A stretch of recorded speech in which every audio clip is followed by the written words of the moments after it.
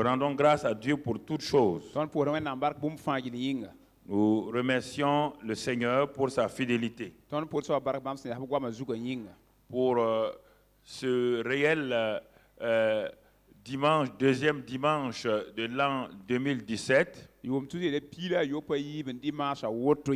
Et nous avons mis l'accent sur les jours de l'année, les jours de la semaine. Afin que, mon frère, ma soeur, tu ne te lèves pas dire ah, quel sale dimanche encore. Si tu dis sale dimanche, tu seras habillé avec la saleté de ce dimanche-là toute la journée et tu seras sale à la fin de la journée. On a fait passer le message du 1er janvier plusieurs fois pour que chacun comprenne l'importance de ce que Dieu a créé, de ce que Dieu a fait. Dieu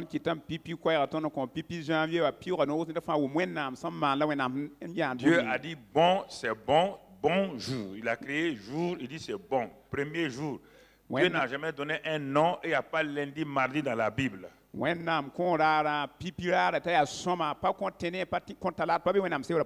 Et il n'y a que bonjour. C'est à toi de colorer ce bonjour-là. Tu mets ta couleur. Quelle couleur tu veux? Bonjour de quoi?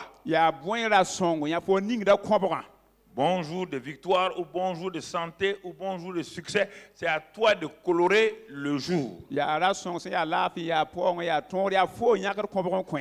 premier mauvais peintre qui a coloré les jours, c'est Adam.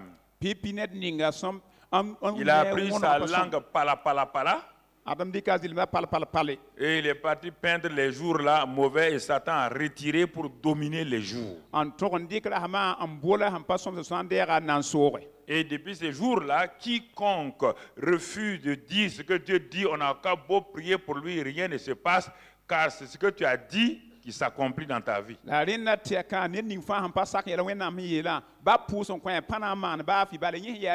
ce sont des choses que les gens ne comprennent pas. Ils laissent au club ésotérique bénéficier des choses que Dieu a créées par peur qu'on les traite de sorciers ou de magiciens. Ils ont peur d'appliquer les principes bibliques et à cause de ça, les chrétiens souffrent.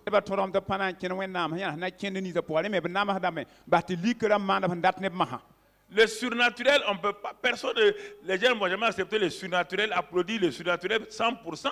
Jésus l'a fait, ils l'ont appelé Belzébul. Il dit, c'est pas possible qu'un homme marche sur de l'eau. C'est pas possible qu'un homme marche sur de l'eau. Ça peut être qu'un homme bizarre.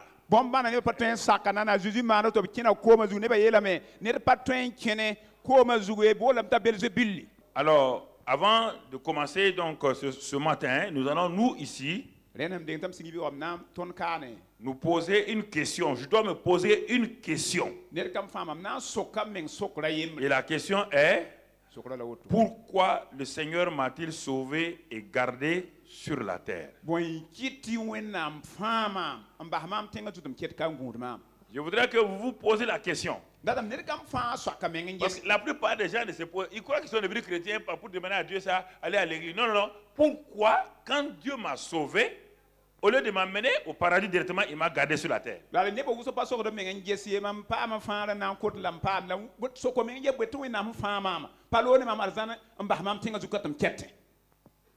Pourquoi? Dès le moment où je suis né dans son royaume, la finalité de son royaume, c'est le paradis. Il aurait dû me puisqu'il a fait deux choses que vous devez comprendre. Dans Colossiens 1, verset 1, il dit qu'il nous a transférés du royaume des ténèbres dans le royaume de ça, du Fils de son, en qui nous avons quoi? La rédemption et la rémission des péchés. Il a fait un transfert. Mais dans ce transfert-là, beaucoup de chrétiens n'ont pas compris. Il a fait ce transfert pour que maintenant tu puisses être utile entre ses mains. Il n'a pas fait ce transfert pour que tu continues à vivre sur la terre avec les non-croyants et que toi tu prospères et que tu montres aux non-croyants que toi tu prospères. Non, il t'a laissé sur terre pour un but, et ce que nous allons voir ce matin.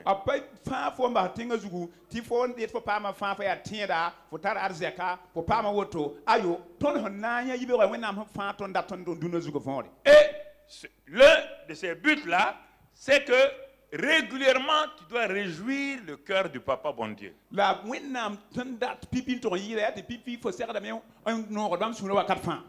Régulièrement. Et qu'est-ce qui réjouit le cœur du Papa bon Dieu? Ce n'est pas notre louange, ni notre adoration, ni nos prières. Ce qui réjouit le cœur du Papa bon Dieu, c'est ce que son Fils est venu faire, gagner des âmes pour lui. On l'a lu, on l'a répété pendant les 2 jours. Les 2 messages du 1er janvier. Alors, je te pose la question. As-tu déjà réjoui le cœur de Dieu? Il y a des gens qui sont là, soit ils critiquent les gens. Ils trouvent les défauts chez les chrétiens. Des gens qui sont là, je vais faire ceci ou faire cela. Mais ils ne s'asseyent pas pour voir pourquoi. Dieu m'a sauvé et il m'a laissé vivre sur la terre. Il m'a sauvé. Pourquoi il me laisse vivre sur la terre s'il n'y a pas un but? Puisqu'il m'a transféré déjà dans son royaume.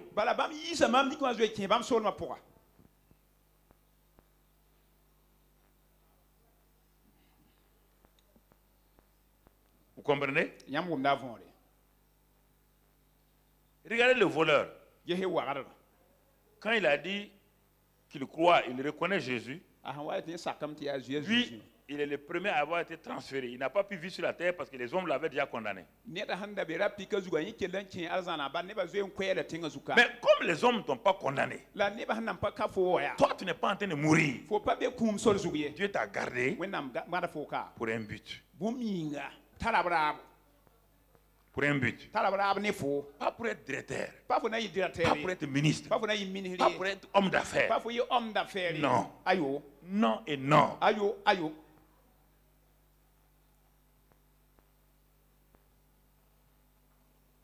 Le christianisme a été déformé. C'est pourquoi les témoins qui sont assis sur le stade spirituel sont étonnés quand ils regardent les chrétiens courir. Ils courent pourquoi? Ils ne savent pas.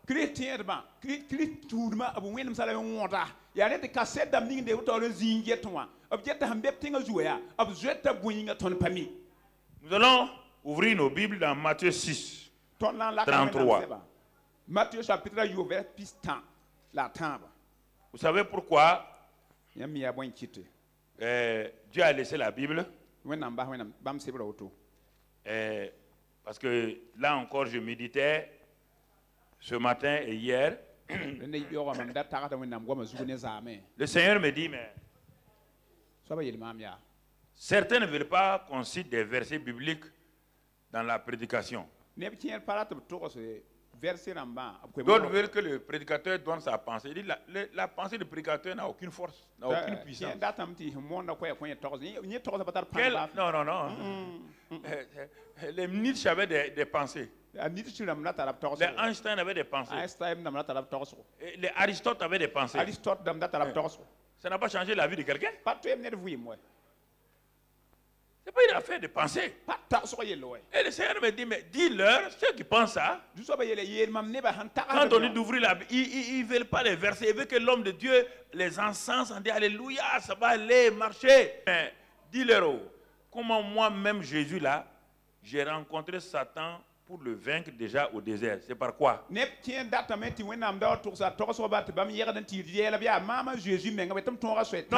pas par la parole, hein?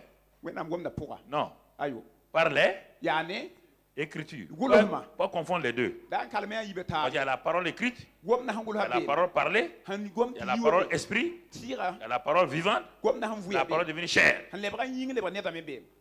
Donc quand tu parles de parole, de quelle forme tu parles? 5. Jésus a utilisé quoi? Il est écrit. Il est écrit quoi? Il n'a pas cité le verset le verset là, mot à mot. Tous ces versets étaient où dans le Nouveau Testament? Est-ce que le Nouveau Testament existait? Donc ça veut dire que le gars là connaissait l'Ancien.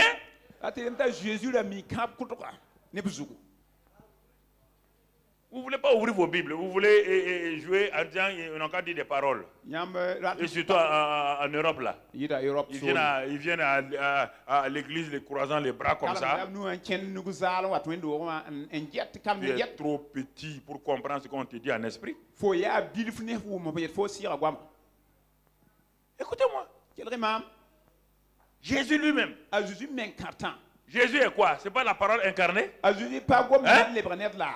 Est-ce qu'il a attrapé Satan pour lutter? Il a utilisé quoi? Il est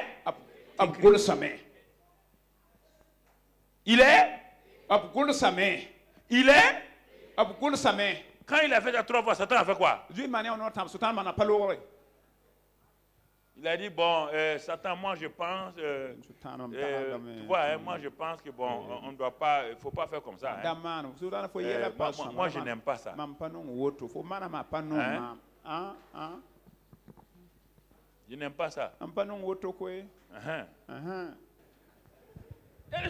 Les gens ne veulent pas les Écritures. Ils comprennent, mais ils ne veulent pas utiliser.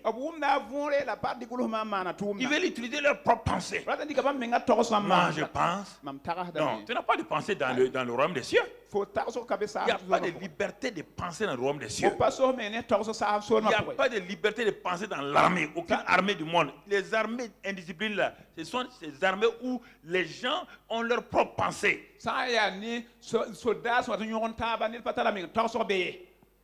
Une armée qui commence à se désintégrer, c'est une armée qui refuse d'obéir aux ordres. Qui refuse la discipline. Qui refuse l'autorité.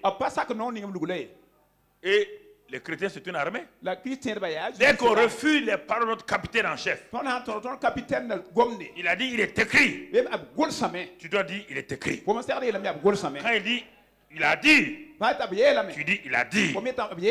Tu parles quand il parle. Quand il cite les Écritures, tu cites les Écritures. Alors, si on prêche sans verset, où est-ce que l'homme de Dieu a eu ce qu'il est en train de prêcher? Ce n'est pas à travers les versets, non? Hein? Vous croyez que vous allez vous asseoir comme le Saint-David va amener des passages? Bon, jamais. C'est à travers les Écritures. Premier élément, les Écritures. Le Saint-Esprit qui a fait écrire les Écritures, quand tu les médites, il les révèle maintenant. Et il les met en toi. C'est ça la force d'un prédicateur. Donc dans ce passage, Jésus dit, il dit Matthieu 6,33. Nous avons dit, pourquoi le Seigneur m'a-t-il sauvé et gardé sur la terre? Jésus me dit, cherchez premièrement le royaume et la justice de Dieu. Cherchez premièrement.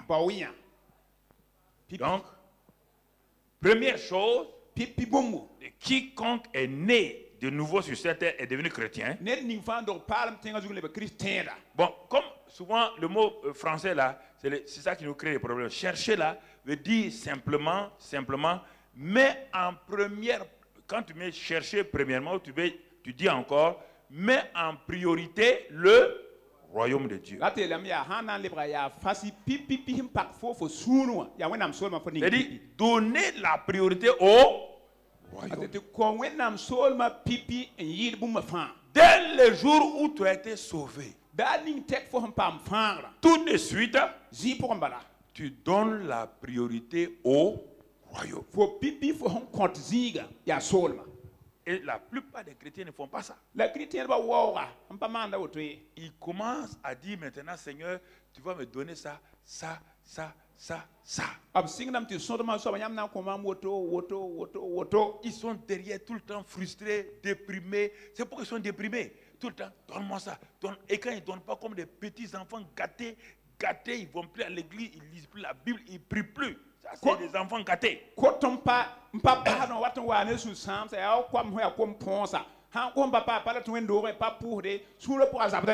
Dieu dit, le royaume dans lequel tu es né, valorise-le. Valorise-le.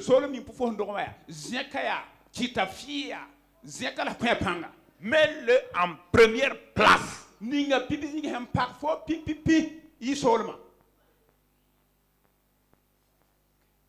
Mets-le en première place. Et quand il a commencé, après les 30 années de vie sur terre, quand il a commencé le ministère, les premières paroles qui sont sorties pour le ministère, Marc 1, versets 14 et 15. Marc chapitre 1, versets 14 et 15. Après que Jean eut été livré, Jésus alla dans la Galilée, prêchant l'évangile de Dieu. Ah, vous voyez, il faisait quoi? Il prêchait l'évangile de Dieu. Il a mis en prêt ce pourquoi Dieu, son Père, l'a envoyé. Et il dit, le temps est accompli et le royaume de Dieu est proche. Répentez-vous et croyez à la bonne nouvelle.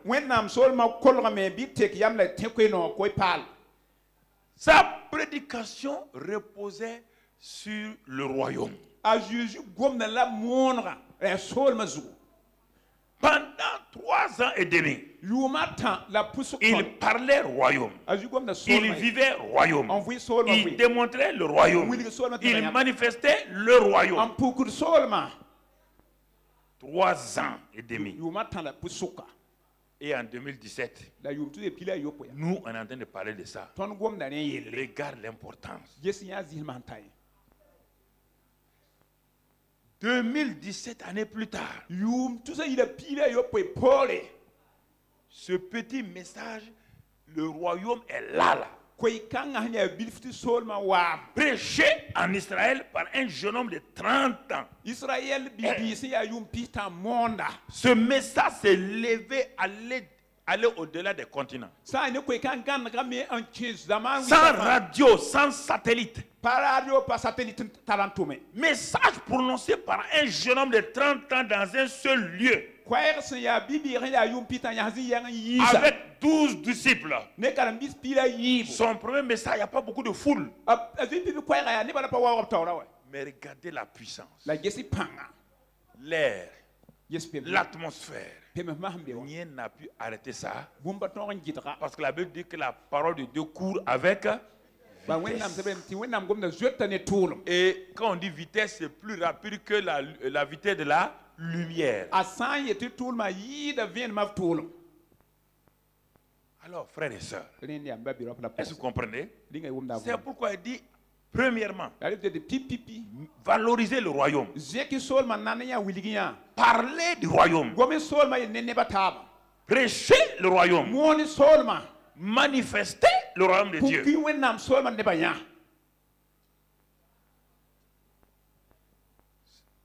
C'est cela. Et il dit, si vous faites ça, vous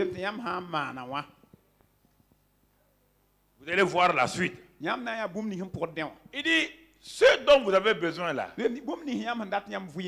deviendra secondaire. Parce que lui, il n'est pas ingrat pour quiconque valorise le royaume. Il dit, et toutes ces choses, c'est-à-dire tout ce que tu veux, ces choses-là te seront données. On n'a pas dit tu vas prier. Je veux que votre mentalité change. 2017, il y a la fin là. Votre mentalité change. On n'a pas dit d'aller jeûner. Il te dit, valorise ce où tu es né là, valorise ce royaume là, valorise la maison où tu es né. Il dit, donne la priorité à là où tu es, le royaume des cieux. ton ministère, ta famille, tes ressources financières. Dieu dit, le Fils dit, le Jésus dit, il dit, tout ce que le Père a est à. Quand on est sur la terre, écoutez-moi, si vous arrivez à comprendre ça, si quelqu'un s'engage, homme ou femme, à faire ce que Jésus dit, ce qu'on va voir la semaine là. Jésus te dit, quand je suis venu sur la terre, est-ce que j'avais une banque? Il avait une banque? Il avait un moyen de locomotion? Quand il avait besoin d'argent, puisqu'il prêche le royaume, regarde, il dit à Pierre, un pêcheur de poissons, il dit, mais tu vas comprendre quelque chose, va dans l'eau là. Il y a un poisson que mon père, parce que je suis en train de faire sa volonté. Il y a un poisson parmi les millions de poissons que le Père a préparé. Jette la maison.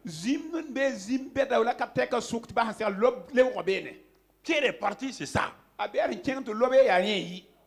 Il veut rentrer à Jérusalem. Il dit, il est écrit que le Messie doit s'asseoir sur un anon. Tu n'as pas d'anon. Jésus, tu vas faire quoi? Tout ce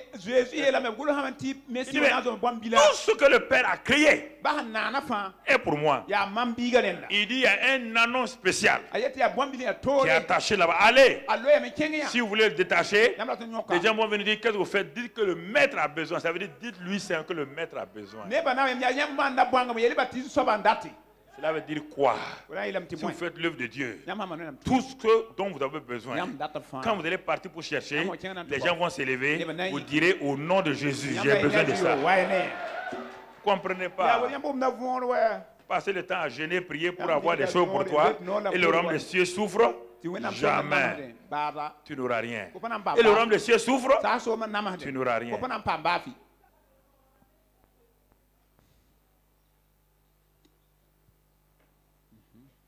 C'est ça. Il est venu sans rien. Sans rien.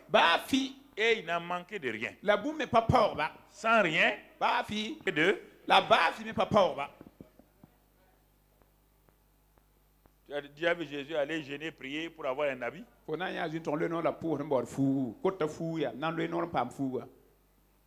Parce qu'il dit, il fait toujours ce qui plaît au Père. Et le Père l'a envoyé pour faire quoi? Afin que je ne perde pas ce qu'il m'a donné. Femme, homme, tu as été créé pour ce but. Et je vais le répéter surtout aux femmes des pasteurs. Les pasteurs sont égoïstes. Les pasteurs de ce monde sont égoïstes. Ils savent bien qu'il y a des récompenses. Bon, prenons un homme et sa femme. L'homme est sauvé, la femme est sauvée.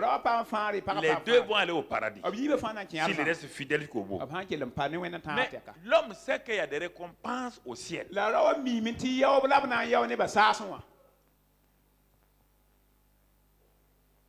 Est-ce que dans une classe, quand vous êtes dans une classe de licence, toi et ta femme, et quand on dit que tu es admis, ta femme est admise? Hein? Ta femme doit faire quoi? Les mêmes épreuves que tu as composées, ta femme doit les. Et elle doit réussir. Bon, très bien. Dans le royaume des cieux, on vous dit qu'il y a des récompenses. On vous dit c'est lui. C'est. Et vous les femmes, vous laissez berner par les gens. Est-ce que la femme d'un pasteur aura la récompense de son mari?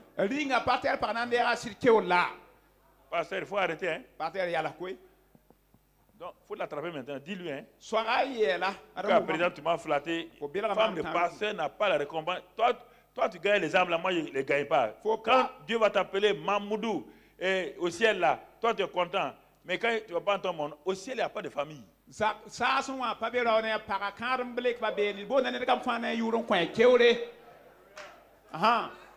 Au ciel, il n'y a pas de famille.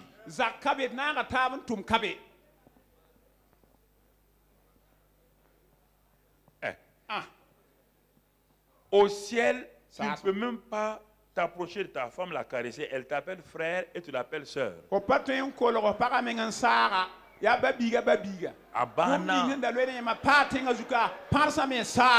Si tu veux la caresser, caresse-la ici. Au ciel, c'est fini. Tous les hommes deviennent comme des anges. Est-ce que les anges ont des femmes? Okay. Restez ici. Ça c'est un. Deuxièmement, madame, si tu n'as rien fait, ton mari sera assis sur une chaise là-bas près de Jésus. Toi, tu ne seras même pas portière. Loin, loin là-bas. À celui qui vaincra. On n'a pas dit à un couple. Non.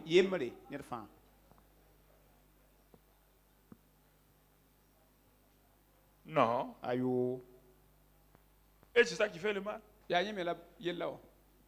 Vous croyez que parce qu'une femme est ménagère, à cause de ça, Dieu va lui donner de combattre au ciel? Il y a ménage au ciel. Quand chacun dit que Dieu est en train de construire notre maison, il y a une maison familiale. Pourquoi il n'y a pas de maison familiale? Si il y a une maison familiale, réfléchis toi-même. Si il y a une maison familiale, le regroupement familial va se faire comment? Comment? Celui-ci là a son papa. Il a sa propre famille. Dans quelle famille il sera au ciel? S'il est dans la famille de son papa, il n'est plus dans sa propre famille. Oui ou non? Tu comprends, non? Et son papa va lui dire aussi, si son papa aussi est chrétien, moi aussi mon papa était chrétien. Donc son papa sera dans quelle famille? L'autre côté. Et à la fin, est-ce qu'il y aura famille encore? On dit de sauver ton mari, ta femme pour qu'ils soient au ciel. On n'a pas dit qu'il y a un regroupement familial au ciel.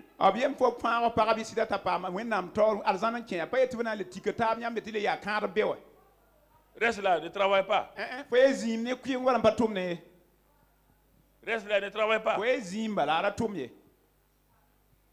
Ok. Très bien.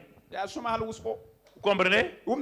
C'est tout ça que le diable a dévoyé tout ça pour amener les hommes sur eux-mêmes, sur eux-mêmes, sur eux-mêmes, sur eux-mêmes.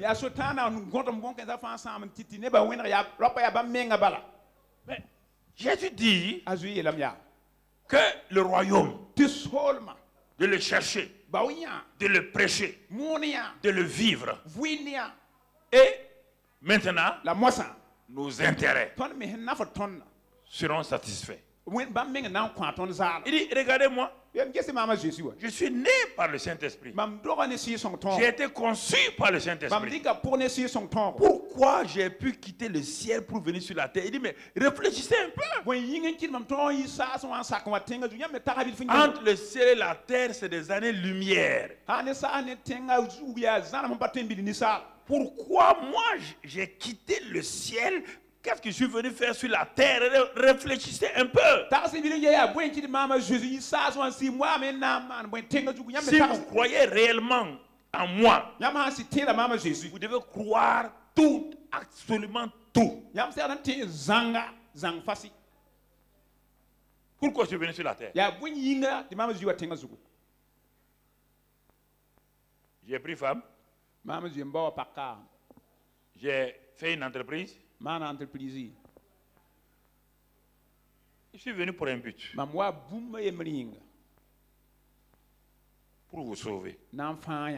C'est pourquoi le Saint-Esprit m'a fait naître. Il m'a conçu dans le sein de Marie. Il m'a fait naître. Il m'a rempli. Il m'a revêtu. Et il m'a envoyé. Voici mon but. Quand j'ai fini, j'ai fini. Il dit maintenant, si moi, c'est ça que le Père m'a envoyé de faire, et que j'ai fait, et que j'ai achevé, il dit, mes enfants, Alors il y a quelque chose que vous devez comprendre. Il y a un but pour lequel Dieu vous a amené sur la terre.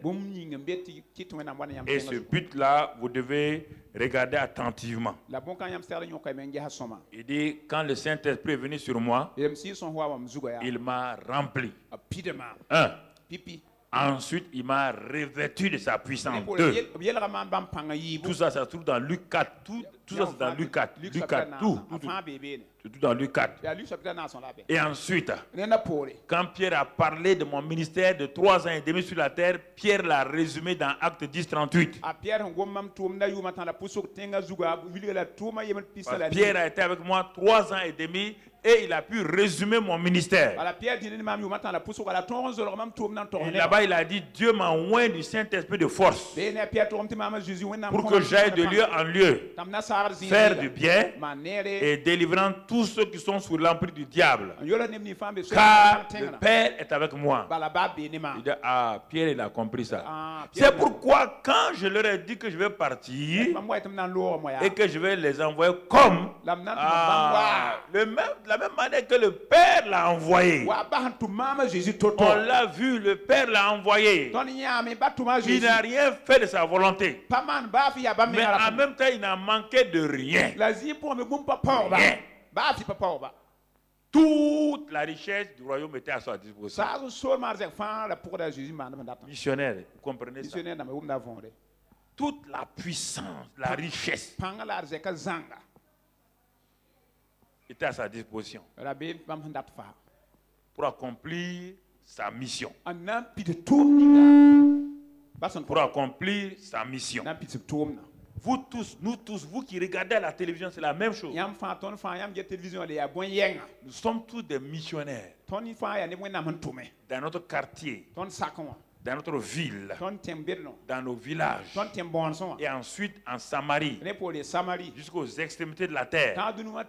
Il y a ceux qui sont partis loin comme ceci, mais il y a toi qui es ici, dans ton quartier, dans ton service. C'est ça. Quand on va voir, approche-toi de ce char. Quelle sorte de char c'est? Tu vas voir quelle sorte de char. Il y a des chars, il y a plusieurs sortes de chars. Et pourquoi on doit s'approcher? Et qu'est-ce qu'on doit dire? Tu vas voir les différentes stratégies et les différentes tactiques de la Bible. Ce sont des documents qui sont vieux de moins 30 ans que je vais vous sortir encore, qu'on a enseigné ici et que l'évangélisation individuelle fait encore vraiment feu avec cela dans les villes et dans les villages.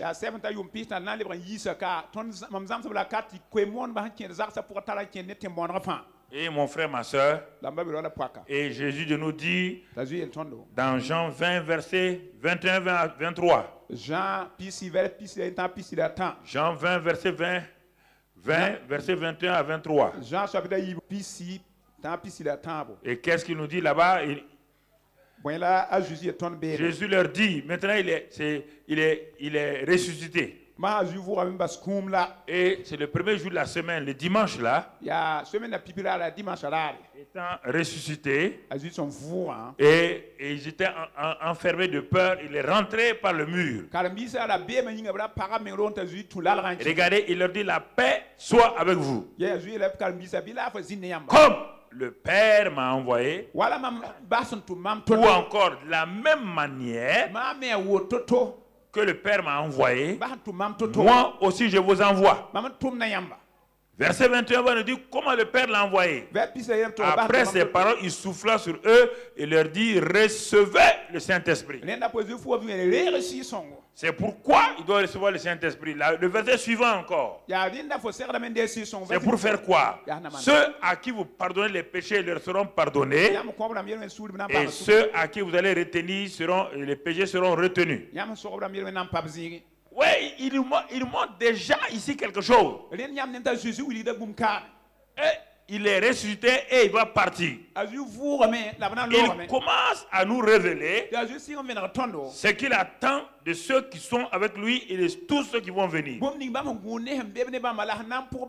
Première, il dit à nous tous, faut oublier frère, le royaume Et l'église c'est différent.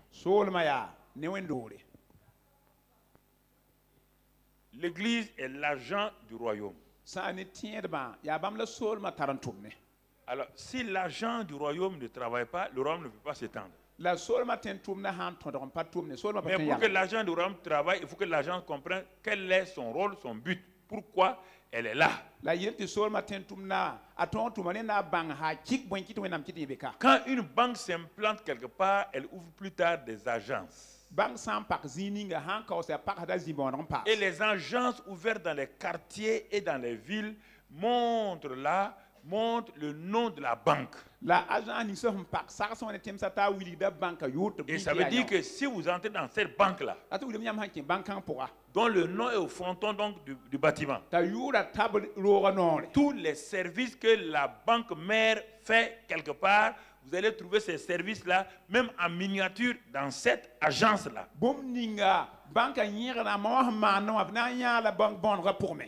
C'est ça que Jésus dit. L'église est une agence du royaume. C'est pourquoi cette agence-là, son but est d'étendre ce royaume-là partout.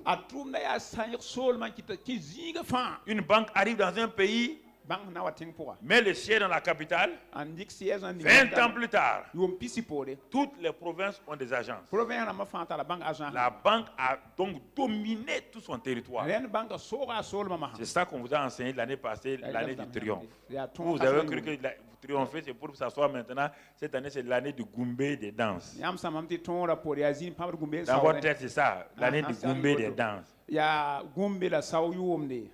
Maintenant, on doit aller implanter les agences là partout. Chacun d'entre vous.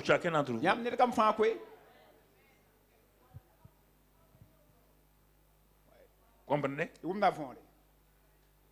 Comme le Père m'a envoyé. Comment le Père t'a envoyé? Il te dit? Reçois le Saint-Esprit. Comme j'ai reçu le Saint-Esprit. Pour faire quoi? Pour me réjouir. Pour être bien. Le Saint-Esprit n'a pas été donné pour être bien. Il n'a pas été donné pour combattre nos ennemis. Il a été donné pour libérer ceux qui sont sous l'emprise du péché et du diable. Il ne faut pas utiliser le Saint-Esprit égoïstement. On ne peut pas l'utiliser d'ailleurs même. Les gens sont dans les péchés. Il faut que tu donnes le message du royaume. Par le message du royaume, tu peux pardonner les gens. On n'a pas dit que tu as un pouvoir. Ça aussi, c'est du mensonge. On n'a pas dit qu'un homme a un pouvoir pour pardonner les péchés des gens. Viens t'asseoir devant moi, dis-moi tes 10 péchés. Il dit, bon, allez, j'absous tes péchés. Ce n'est pas vrai. On n'a pas dit ça. C'est-à-dire que le message de l'évangile prêché va amener cet homme-là à reconnaître qu'il a péché. Et par la parole, cette personne se répand.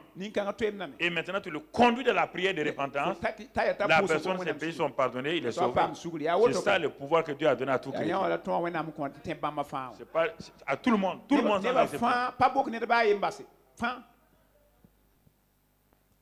Vous comprenez? C'est ce que le Seigneur a fait.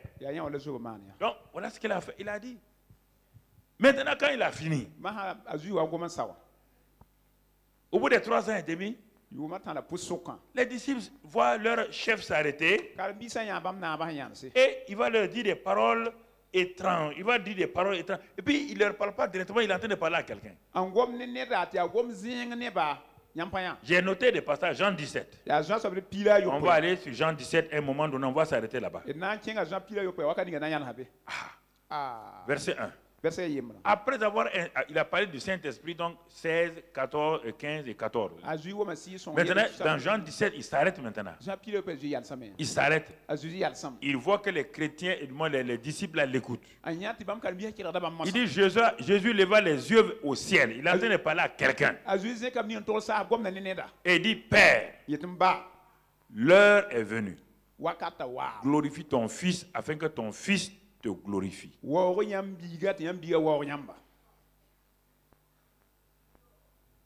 Verset 1. L'heure est venue. Glorifie ton Fils afin que ton Fils te glorifie. De quoi il parle? Quand on va détailler, tu vas comprendre. 3 ans et demi. Les gens s'attendent à ce qu'il libère le pays de la main de Rome. Mais le voilà qui s'arrête. Il va dire des choses bizarres. Ça veut dire que même les disciples ne comprenaient pas le pourquoi, la raison de leur mettre au milieu sur la terre. Ils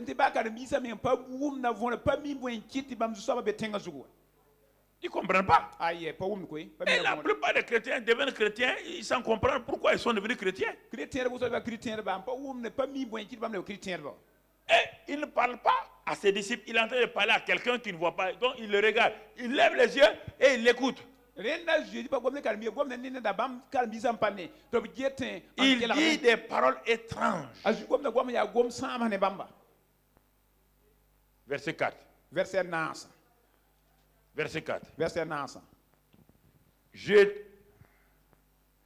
t'ai glorifié sur la terre. J'ai achevé l'œuvre que tu m'as donné à faire.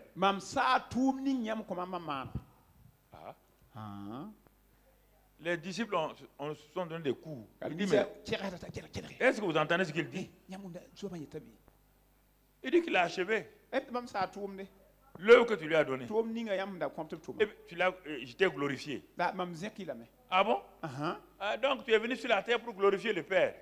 Oui. Et puis le Père t'a confié une œuvre. Oui. Ah bon?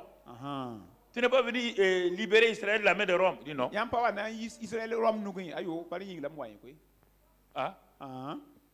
Donc, tu as été sauvé pour être ministre. Il dit non. Pour être directeur général. Il dit non. Mais votre affaire de christianisme, donc ce n'est plus intéressant. Il dit, je t'ai glorifié. J'ai achevé l'œuvre. Il sait bien quelle est l'œuvre que Dieu l'a donnée. Et toi, tu ne sais pas quelle est l'œuvre que Dieu t'a donnée. Tu dis que tu as le Saint-Esprit. Qu'est-ce que le Saint-Esprit t'a dit de faire comme œuvre? Il a dit qu'il a préparé des bonnes œuvres. Laquelle toi tu es en train de faire? Même en tant que pasteur, ce n'est pas une œuvre. Ah non. Il y a un ministre du gouvernement. C'est quel département? Je suis ministre. Ah non. Ministre en portefeuille, tu n'es pas important. C'est quel soit le ministre? Ministre de l'agriculture. C'est ça. Je suis chrétien. Ah non. Voici le premier chrétien qui est en train de parler. C'est lui-même chrétien 100% là. Il dit, j'ai glorifié le Père. J'ai achevé. Écoute ces verbes-là. Glorifier le Père. Achever l'œuvre. Achever l'œuvre que tu m'as donnée. Achever. Accompli. C'est ça qui va donner les récompenses. Dans l'église, le pasteur encourage ou félicite les gens. Parce qu'ils font là, ça, ce n'est pas l'œuvre du royaume. C'est pourquoi on les félicite. On dit à la chorale félicitations. Mais au ciel, il n'y a rien d'écrit pour ça. On dit au groupe musical félicitations ou on les rabroue. Mais leur chant qu'ils chantent là, rien n'est écrit au ciel pour ça. Rien, bafi. L'interprète, il dit bien. Rien n'est écrit pour lui. Pas le ciel. Pas confondre. Ça, c'est l'église. L'église doit respecter. Parce que pendant le séminaire, vous allez comprendre. Ce que tu fais, Jésus dit que si tu quittes tout pour le suivre là, tu as un résultat dans 2 domaines, oui ou non? Suis d'abord, premièrement où? Sur la terre. Tu auras quoi? Tu auras beaucoup de choses. Tu auras des frères, des soeurs, des maisons, tout. Mais est-ce qu'il s'est arrêté là-bas? Et il dit après? Donc il y a des choses, quand tu quittes, tu sais, au niveau de l'église, Dieu te donne sur la terre. Ça qui trompe beaucoup de gens. Tu te donnes l'argent, Dieu te donne l'argent. Si tu donnes ta vie pour nettoyer l'église, là, Dieu te récompense. Des choses sur la terre, parce que c'est une compensation.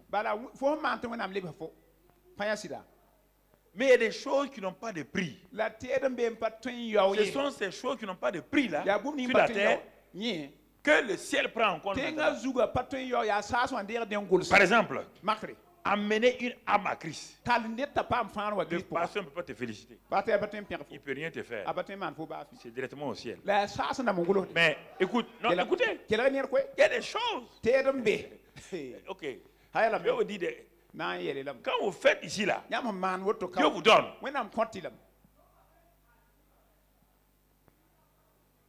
Ça n'affecte pas le ciel. Il y a deux éléments, il y a la terre et le ciel. On te dit que ce qui est terrestre reste terrestre. Ce qui est céleste va être céleste. Voilà, en Afrique et dans le monde, les gens se sont trompés. Ils sont en train de travailler. Et c'est pourquoi Dieu les bénit. Écoutez ce que je dis là. Il ne faut pas rester à ce que Dieu te bénisse sur la terre. Dieu peut te donner des milliards sur la terre. Parce que ce que tu fais pour Dieu là, Dieu dit, il a dit à Pierre, Pierre dit, nous on a tout quitté. Il était découragé.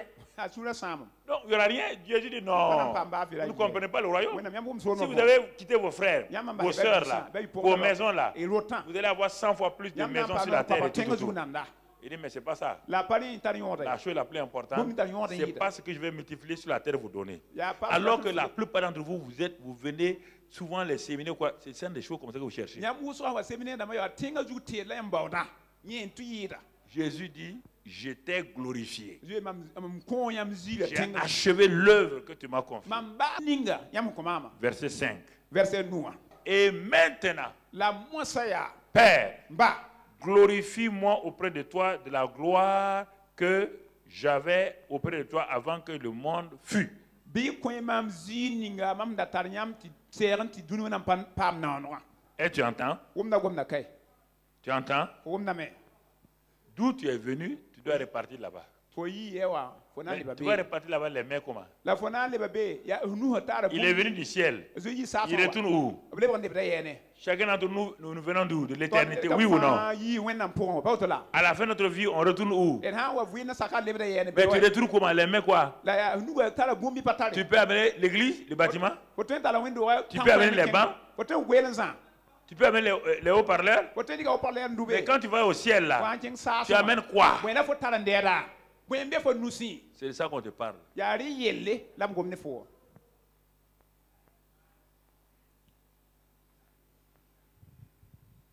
Mon frère. 3, verset 6.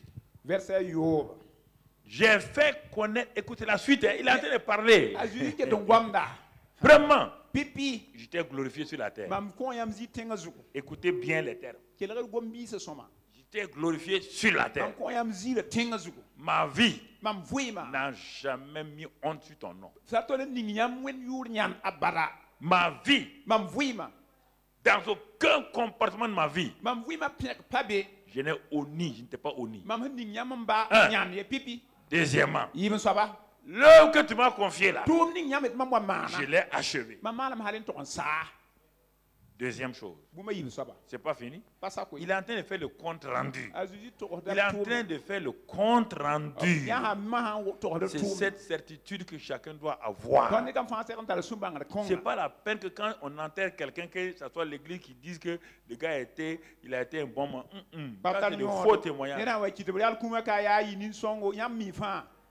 Donc, le 6e verset là, on reprend encore. J'ai fait connaître ton nom aux hommes. Ah! On est sur terre. 3e élément, on est sauvé. Premièrement, pour glorifier Dieu. Notre manière de vivre doit glorifier Dieu. Est-ce que ta manière de vivre glorifie Dieu? 1. Deuxièmement, est-ce que tu sais quelle est l'œuvre que Dieu t'a confiée? Quelle œuvre? On n'a pas dit pasteur, ça c'est pas des œuvres. Hein? Troisièmement, qu'est-ce qu'il dit ici? Hein? Il dit, j'ai fait connaître ton nom aux hommes que tu m'as donné du milieu du monde. J'ai fait connaître ton nom. Est-ce que toi, tu as fait connaître le nom de Jésus? Ou bien, toi, tu utilises le nom de Jésus pour tes biens? Au nom de Jésus, démon faut partir. Au nom de Jésus, je veux maintenant que Dieu me donne ceci. Au nom de Jésus, Dieu me donne un enfant. Jésus dit, j'ai fait connaître ton nom aux hommes. Ça, c'est le témoignage. Vous remplissez le bâtiment d'église de 1 million de fois le nom de Jésus, et ceux qui sont au dehors n'ont jamais entendu une fois. Tout le temps, Jésus, Jésus, Jésus dans votre maison. Jésus, Jésus, Jésus. Et ceux qui sont au dehors, vos camarades ne l'ont jamais entendu. Quand vous allez au service, vous avez honte. Vous ne parlez pas du nom de Jésus. Jésus dit, moi, j'ai fait connaître ton nom. J'ai fait connaître ton nom. Le nom de Jésus que tu utilises là, c'est pour toi-même. Au nom de Jésus, mes ennemis. Au nom de Jésus, c'est là. Même les démons sont fatigués. Tu utilises le nom de Jésus au hasard. Écoutez-le, écoute-le. Le premier témoin, le premier qui a évangélisé, le premier qui est allé en mission, le voilà devant nous. Il est en train de faire le compte rendu. Qu'est-ce que toi tu vas dire à Dieu? Même avant de fermer les yeux, qu'est-ce que tu vas dire à Dieu? Tu as fait connaître le nom de Jésus où? Sauf que les gens insultent Jésus à cause de toi. Tu ne l'as pas glorifié. Il dit que si on vous critique en faisant le bien, il n'y a pas de problème. Mais si tu fais des bêtises et on insulte Jésus, là, tu as créé un problème. Quatrième chose, verset 8. Lance-nous le verset 8. Qu'est-ce qu'il est écrit là-bas? Je leur ai donné les paroles que tu m'as. Alors, quelles sont les paroles que Jésus t'a données, que toi tu as données aux gens?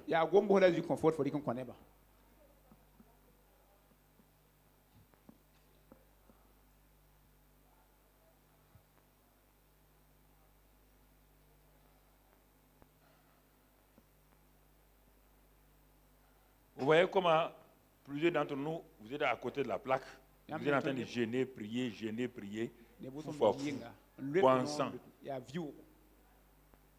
Foufafou. Il est en train de faire le compte rendu de sa mission. Il est en train de terminer. Il est en train de faire le compte rendu. Quand on envoie quelqu'un en mission, il doit rendre compte, oui ou non? Il est en train de rendre compte. Tu peux rendre compte, toi? Qu'est-ce que tu peux dire à Dieu? Ah, il m'a donné ça, d'accord. Il t'a donné une maison, il t'a donné 5 voitures, il t'a donné ça. Et après, tu peux les amener au ciel? C'est un homme qui est prêt à mourir. Quand il a dit ça, le lendemain, on l'a crucifié. Le lendemain, c'est mais il fait le compte rendu. Je t'ai glorifié. Papa, regarde ma vie. Pendant les 33 ans et demi, tu m'as déjà surpris quelque part faire une bêtise. Le Père a dit non. Tu m'as vu mentir, rouler quelqu'un, le Père a dit non. Je t'ai glorifié, non? Le Père dit ok. Il dit papa, quand on était au ciel là, avant que je vienne là, tu m'as déjà fait une œuvre, non? Voici l'œuvre là, regarde là. Regarde l'œuvre. C'est pour ça que je suis venu. J'ai achevé l'œuvre que tu m'as donnée. Il dit papa, c'est pas fini. J'ai fait connaître ton nom partout. Je n'ai pas eu honte de ton nom. J'ai témoigné de ton nom. J'ai dit aux gens qui... Le nom de Jésus, c'est quoi? Partout où j'allais, c'est le nom de Jésus. Et quatrièmement, maintenant, qu'est-ce qu'il a dit? Quatrième chose là, c'est ça? Je les ai donné les paroles que tu m'as données. Je leur ai donné les paroles. Ah, donc il y a des paroles qu'on doit donner. Mais tu les as données. Je leur ai donné les paroles que tu m'as. Mais à quel moment le Père lui a donné les paroles? Dans son temps de prière. Il n'est pas parti prier, demander des choses. Non, il prie pour savoir ce que le Père veut. C'est pourquoi je dis, je ne prie pas pour avoir l'argent. Non, je fais l'œuvre de Dieu. Quand j'ai besoin, le Père m'amène. Je ne prie pas pour avoir ça. Je n'ai pas besoin de ça. Je leur ai donné les paroles que tu m'as données. Je leur ai donné. Regardez tout ce qu'il dit là. Donc, il a reçu tout ça. Où? Dans la prière matinale. Quand il prie, le Père lui dit, va, telle parole. Telle parole. Va. Dis à la Samaritaine ça. Va. Il y a une femme prise en flagrant délit d'adultère. Dis cette parole-là. Va. Il y a un homme appelé Zachée. Dis cette parole-là. Voici. Il était conduit par le Saint-Esprit. Quelles sont les paroles que le Saint-Esprit met en toi régulièrement? Vous êtes en train de prier. Vous priez pourquoi?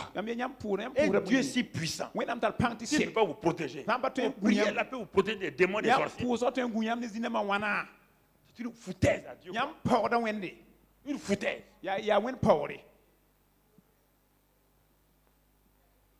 Tu ne fais pas l'œuvre de Dieu. Mais toi, tu fais selon que Dieu te protège. Pour faire quoi? Pour faire des bêtises.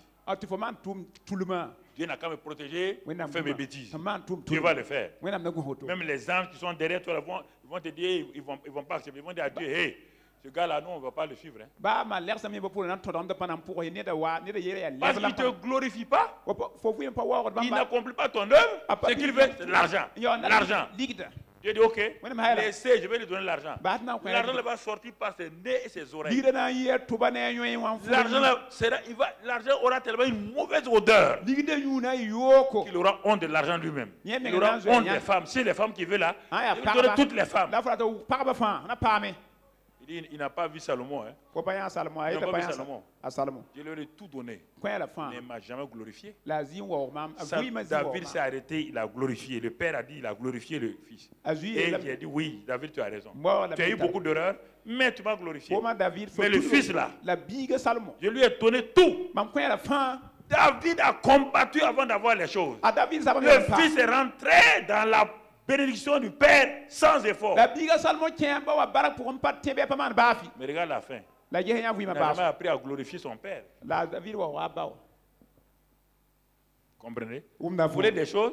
Le livre de Salomon a été écrit pour ça. Sur la terre, Dieu dit sur la terre, il n'y aura aucun homme qui sera aussi riche que toi. Ni avant ni après.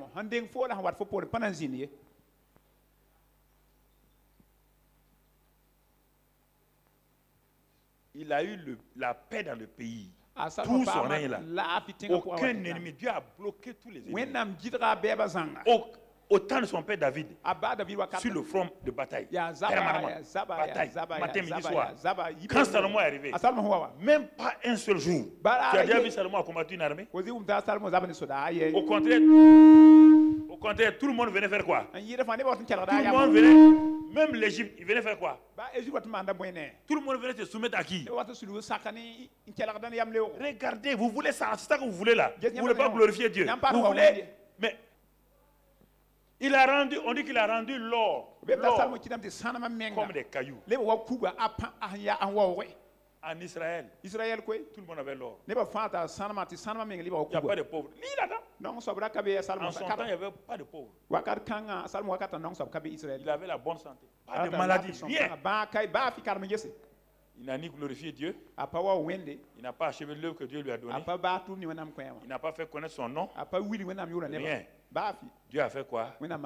Dieu a frappé. Il lui a tout enlevé. Il dit à cause de David, je vais te laisser une tribu. Et même là encore, Dieu a amené son serviteur venir frapper Salomon. ainsi finit l'homme le plus béni de la terre.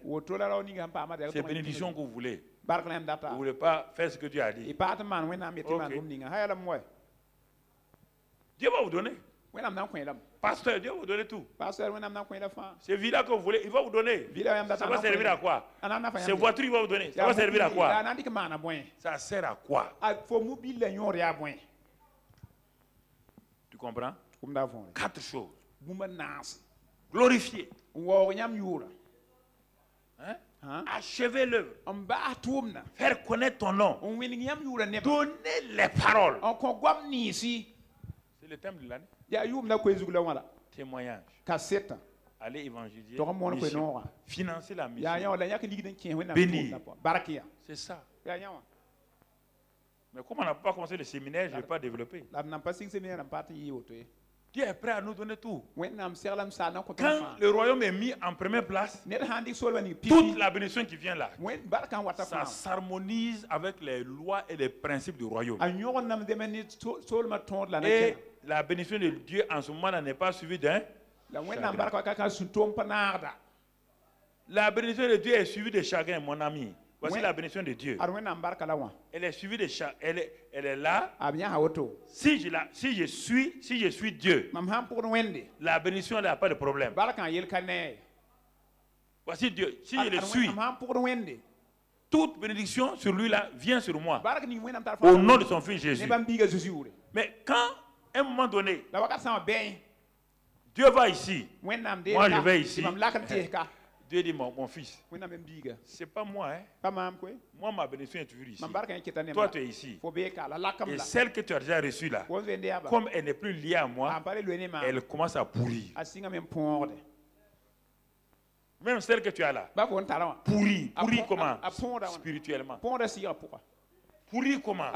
Les gens vont dire, non, comme tu n'es pas à l'aise. On dit la bénédiction de l'éternel, celle qui est liée à l'éternel. Lorsque je le suis, c'est elle qui n'est suivie d'aucun chagrin. On n'a pas dit que la bénédiction que Dieu donne aux gens comme ça. Merci. Merci mon ami. Tu entends? On est en train d'approcher des temps difficiles. Jésus l'a dit, il nous a déjà averti que même si lui n'écoutait pas, même les élus là seront séduits. Il y aura tellement de mélanges que les chrétiens vont suivre.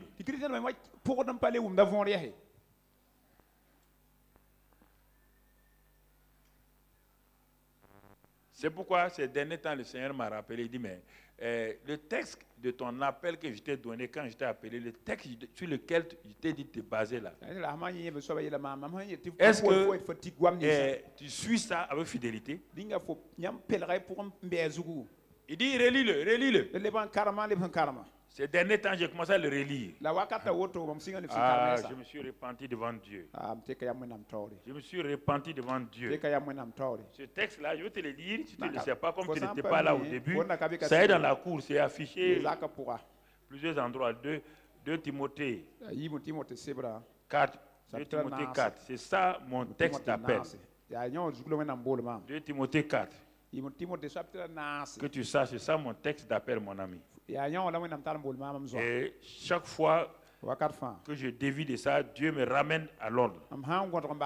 Il dit, verset 1, je t'en conjure devant Dieu et devant Jésus-Christ, qui doit juger les vivants et les morts, et au nom de son apparition et de son royaume. Il dit, voici maintenant, voilà mon texte. Quand Dieu m'a dit que je vais le servir, il dit, c'est ça là, si tu ne te bases pas sur ça là, il dit, il me te donne la nourriture au temps convenable. Si tu ne donnes pas ça, si tu ne prêches pas comme ça, tu n'auras rien. Prêche la parole. Tu entends? Insiste en toute occasion, favorable ou non, reprends, censure, exhorte avec toute douceur et en instruisant. Car il viendra un temps où les hommes ne supporteront pas la saine doctrine. Écoutez-moi.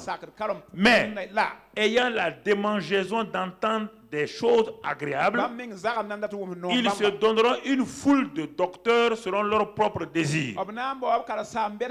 Détourneront l'oreille de la vérité et se tourneront vers des fables.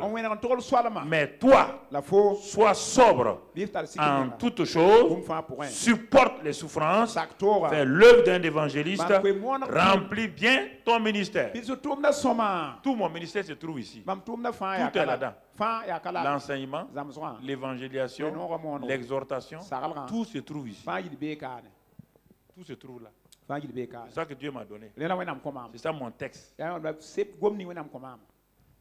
Tu entends? Vous comprenez? Important. Donc c'est pourquoi Jésus te pose deux questions. Jean 15, verset 14. Jean 15, verset 14. Qu'est-ce qu'il dit là-bas? Mon frère, après avoir vu les 4 choses que Jésus a faites, maintenant il te pose la question à toi et à moi. Jean 15, verset 14. Vous êtes mes amis si vous faites ce que je vous commande. Ah, maintenant, Jésus nous invite à quelque chose d'important. L'amitié de Dieu. Il dit, vous êtes mes amis. Il dit, je ne veux plus que vous soyez mes serviteurs. C'est ça. L'année 2017, là, ce sont ceux qui sont amis là, qui vont comprendre le cœur du Seigneur. Et la suite du verset, je ne vous appelle plus serviteur, parce que le serviteur ne sait pas ce que fait son maître. Nous sommes restés trop longtemps serviteurs. Aucun maître ne dit à son serviteur ses secrets, oui ou non? Est-ce que dans vos maisons vous donnez vos secrets? Non. Mais maintenant le Seigneur dit, je vais vous faire passer au stade de l'amitié. Comme le cantique dit, l'amitié de Dieu est pour ceux qui l'aiment. L'amitié de Dieu est pour ceux qui l'aiment. Oh mon Dieu, oh mon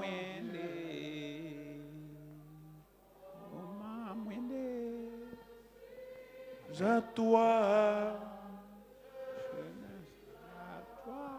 Je me confie en toi, oui, moi, dans le bois de la vérité.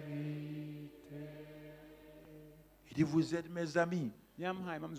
Si vous êtes prêts à faire mes commandements, à manifester votre amour envers moi, car j'ai des choses à vous révéler, mais je ne les révèle pas au dehors, comme les paraboles du semeur. J'ai parlé en parabole aux gens du dehors, mais quand le temps est venu, je vous ai pris dans mon secret. Je vous ai expliqué la parabole du semeur. Il dit, maintenant dis à mon peuple que le temps vient où vous devez passer de serviteur à ami. Et je vais vous montrer ce que je dois faire. Et quand je vous montre ces choses-là, alors quelque chose va se passer. Je répandrai mon esprit sur vous et vous serez mes témoins. Ce sont les amis qui deviennent témoins de Christ. Ceux qui ont entendu le battement de son cœur, ceux qui ont vu ses larmes, ceux qui ont entendu ses cris à la croix. Oh Dieu, oui. Comme Jean, il a posé sa tête sur l'épaule de Jésus pour voir ce qu'il pensait. Il a entendu le battement de son cœur, le battement d'amour. C'est pourquoi on appelle Jean l'apôtre de l'amour. Le Seigneur te dit ce matin en terminant, maintenant ce message, il te dit, veux-tu être mon ami? Et si tu es mon ami, j'ai des choses à te révéler afin que dans cette année 2017, tu sois un témoin fidèle. Comme moi je l'ai été pour mon père. Il dit, j'ai eu des témoins dans le temps passé. J'ai eu dans l'Ancien Testament des gens qui étaient témoins. Il dit les Abraham, les Moïse, les Ésaïe. Ésaïe a été, pendant longtemps, il a été prédicateur prophétique. Il n'était pas mon ami. Mais le jour qu'il a vu dans Ésaïe 6, ma gloire, mon trône, il a vu sa misère. Il a crié. Et je l'ai purifié. Maintenant, je voulais qu'il soit témoin. Il a dit, qui ira pour nous? Qui ira pour nous? Qui enverrai-je? C'est en ce moment que Isaïe a levé la main. Il dit, moi, envoie-moi.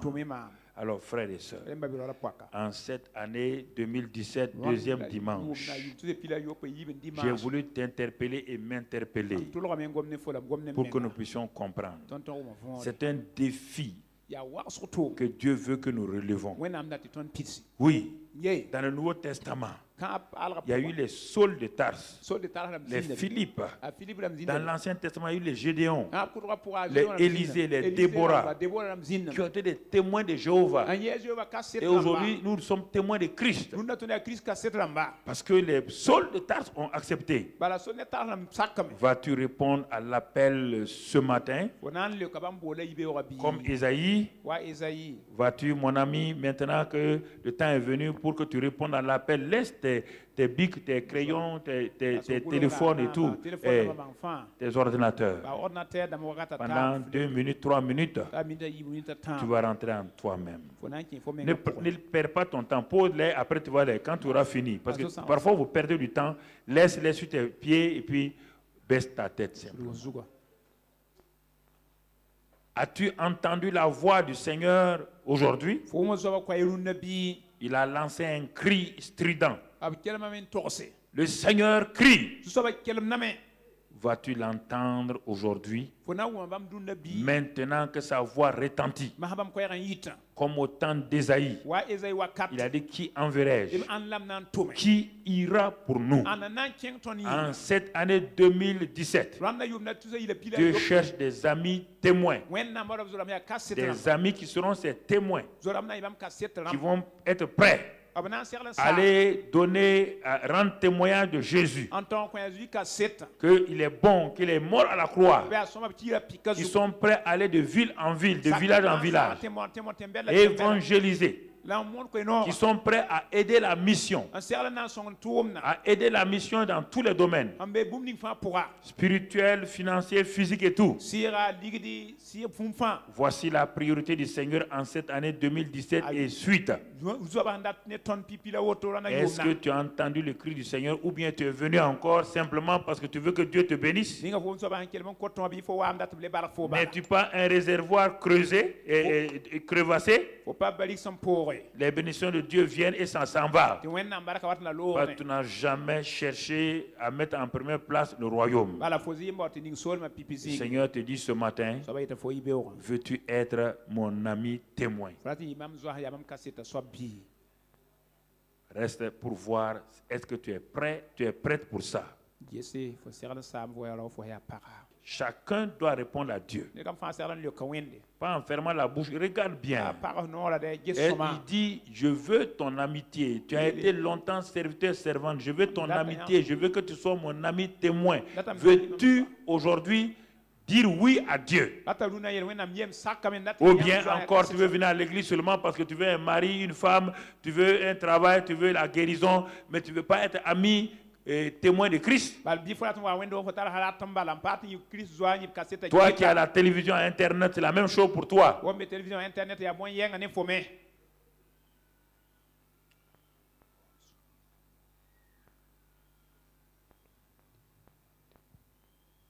C'est un temps de responsabilité.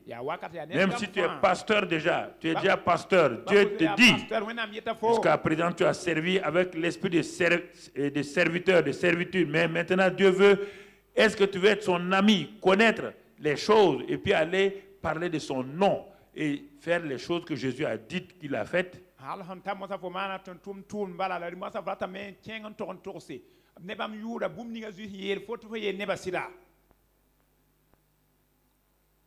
Vous tous qui êtes ici, dans les cellules, différentes cellules, ceux qui sont sur le net, ceux qui sont branchés maintenant sur Impact TV, si vous êtes chrétien, je vous pose la question, voulez-vous être dans l'amitié et être témoin de Christ maintenant?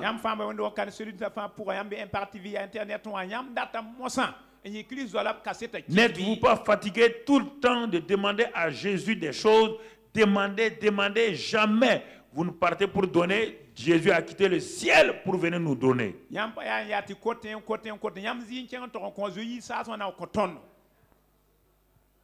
Es-tu prêt à aller dans les rues, dans les villages? Es-tu prêt à témoigner dans ton service, dans ton université, dans ton collège? Es-tu prêt à témoigner partout? Alors, si c'est ça, tu veux obéir à Jésus, il faut élever ta voix et dis-lui, qualifie-moi, que le Saint-Esprit me qualifie pour être un témoin de Christ. Élève ta voix et parle-lui. Me voici, Seigneur, je suis prêt. Ce n'est pas à moi de te conduire dans la prière, c'est à toi. Et si tu es honnête, tu verras ce que le Seigneur va faire. Si tu es honnête aujourd'hui, tu verras ce que le Seigneur va faire. Arrête d'avoir un christianisme égoïste où le Saint-Esprit est à ton service. Il ne fait que des choses pour toi. Et mon ami, mon frère, ma soeur, c'est important maintenant. Témoin de Christ. C'est parce qu'on est amis. Ce sont les amis qui deviennent des vrais témoins. Veux-tu entrer dans son amitié? Et quand tu vas entrer dans la prière, tu vas crier à Dieu. Alors le Seigneur va t'exaucer. Le Seigneur va commencer à te diriger. Et tu verras au cours de l'année 2017 combien de fois tu vas réjouir le cœur du Père. Chaque fois le ciel sera debout pour dire: ah, mon enfant vient de gagner une âme encore. Ma fille vient de gagner une âme encore. Mon fils vient de gagner une âme encore. Ou bien vas-tu rester comme les autres années, tout le temps à la recherche des bénédictions. Des bénédictions qui viennent et qui s'en vont. Mon frère, ma soeur, crie à Dieu ce matin que tu veux être ami, témoin de Christ et que tu veux gagner des âmes. Tu veux que les anges se réjouissent. Tu veux que le ciel se réjouisse. Tu veux que le cœur de Papa bon Dieu se réjouisse. Parce que tu es un gagneur d'âme. N'as-tu pas entendu que le gagneur d'âme est sage? Veux-tu la sagesse de Dieu? Sois un gagneur d'âme. Arrête de prêcher des secrets aux chrétiens alors que tu ne gagnes pas des âmes. Chaque pasteur est un gagneur d'âme. Chaque missionnaire doit être un gagneur d'âme. Chaque femme de pasteur doit être un gagneur d'âme. Chaque homme d'affaires doit gagner des âmes. Chaque médecin doit gagner des âmes. Chaque ingénieur doit gagner des âmes. Chacun doit gagner des âmes. Car c'est celui qui gagne des âmes qui est sage. C'est cette année-là. Ce tabernacle Bethel Israël doit être une église missionnaire, une église de témoignage. Parle. Tu ne veux pas être comme les autres années. Cette année, c'est notre année d'intensification. Je refuse, Seigneur, de tourner en rond. Je refuse d'être rétrograde. Je refuse d'être paresseux. Je refuse d'écouter ce que les hommes vont dire sur moi. Non, Seigneur, j'avance avec toi. Je marche avec toi. Dieu a une armée. Une armée. Et cette armée doit marcher. Marcher sans regarder derrière. Cette armée doit marcher sans regarder derrière. Oui, mon frère, ma soeur, c'est important que tu comprennes. C'est important que tu comprennes. Le Saint-Esprit est prêt à oindre des gens cette année puissamment. Des gagneurs d'âme, des gagneuses d'âme, des hommes et des femmes qui vont aller partout. Qui vont aller partout. Oui. Dieu a une armée. Dieu a une armée dans laquelle tu es inscrite. Excellent Père, En cette année 2017, nous avons répondu à ton cri. Ton cœur était triste de voir tes enfants bénis, mais qui ne réagissent pas à ce que tu veux. Mais cette année, ils ont décidé d'être tes amis témoins, afin de réjouir ton cœur de père. Des amis témoins qui sont prêts à s'engager dans l'intensification du témoignage, de l'évangélisation et de la mission. Seigneur, que le Saint-Esprit qui est venu sur la terre uniquement pour ça, il n'est pas venu pour nous cajoler, il n'est pas venu pour nous dorloter, il est venu pour nous équiper. Que quiconque prendra cette décision, Seigneur, qui rentre réellement, non seulement dans ton amitié, mais qui soit un témoin efficace de Christ. Père, qu'ils sortent d'ici avec cette force que le Saint-Esprit leur donne pour être témoins. Au nom de Jésus. Amen.